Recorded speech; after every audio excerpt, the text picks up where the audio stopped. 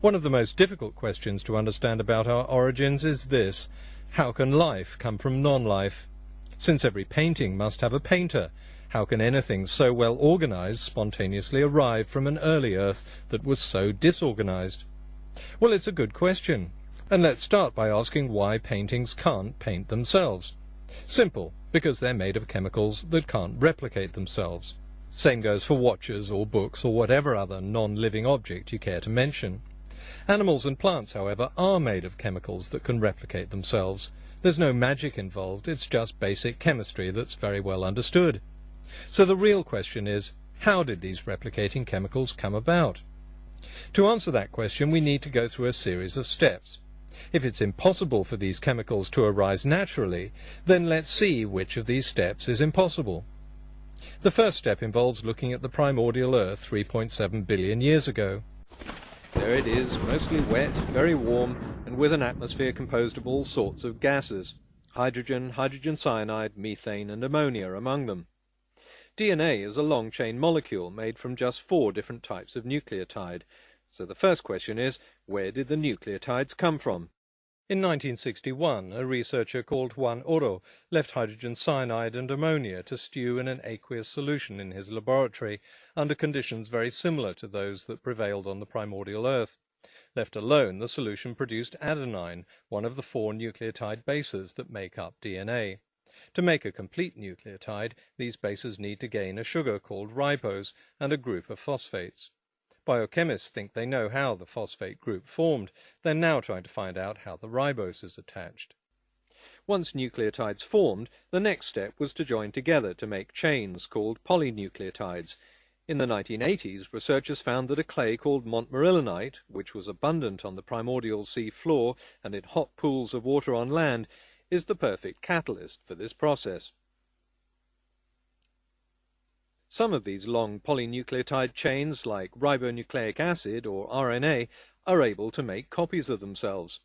The copies aren't always perfect. Mistakes creep in, but some imperfectly copied molecules would have been better adapted to the environment than others. These successful molecules continue to replicate and pass on their traits, while weaker or less well-adapted molecules would have broken apart. As RNA molecules replicated themselves, they shared their environment with other chemicals that thrive in montmorillonite clay. One group, called lipids, have a natural tendency to clump together to form spherical structures called micelles. RNA molecules that attracted these lipids would therefore find themselves protected inside a micelle membrane. Because they were better protected, they better survived and replicated more successfully. There you have the first primitive cells.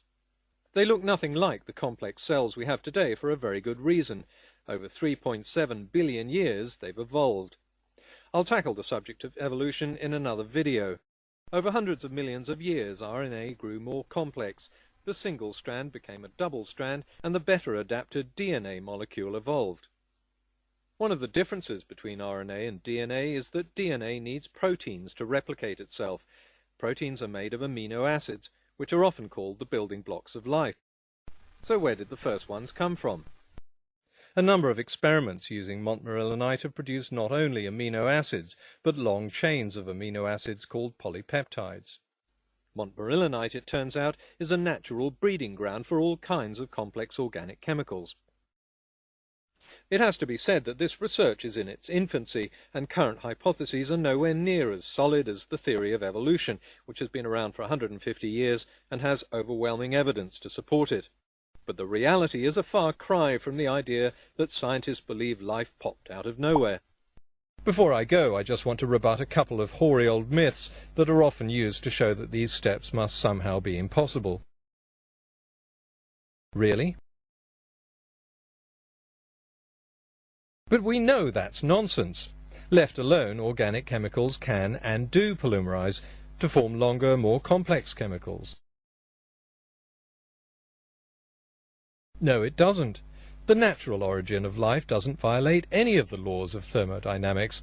People who make that claim just need to read the laws of thermodynamics, and they'd see why. That's true, but neither has lightning if we want to be strict about recreating things through natural conditions. For a long time, nuclear fusion couldn't be recreated in a laboratory, even though scientists knew exactly how it happened in nature.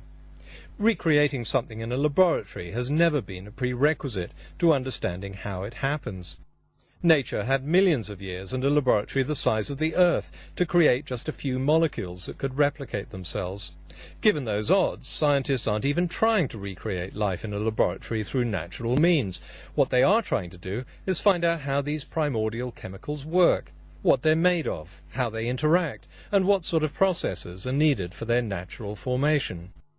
Biochemists have made huge advances over the last few years, and it's only a matter of time, perhaps easily within your lifetime, that all the steps that make up this process will be understood.